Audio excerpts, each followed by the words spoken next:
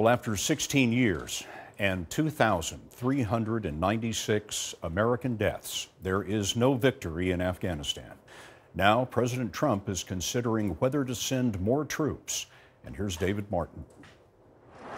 Facing a stalemate in which the Afghan army is suffering what the Pentagon calls shockingly high casualties, the Trump administration is preparing to send some 3,000 U.S. troops back to Afghanistan.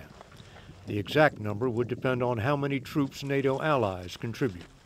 The increase was requested by General John Nicholson, the top commander in Afghanistan, who has said he needs more trainers and advisors for the Afghan army.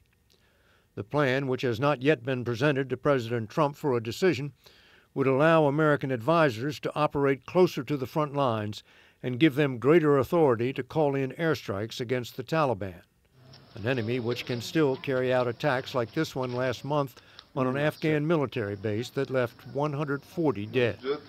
General Nicholson has estimated it would take 2 to 3 years to regain an advantage over the Taliban. The goal is not to defeat the Taliban, but to convince them they cannot win and are better off seeking a negotiated end to the war. As Joint Chiefs Chairman General Dunford explained to Cammie McCormick of CBS News Radio, it comes down to which side cracks first. We can be tired, but war is a clash of wills, right? So who wins?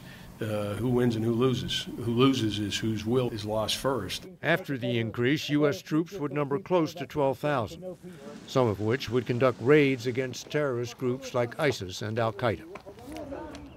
The U.S. military went into Afghanistan after 9/11 to prevent it from ever being used again as a base for attacks against the United States.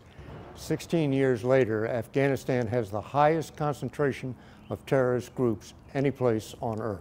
Scott? David Martin at the Pentagon.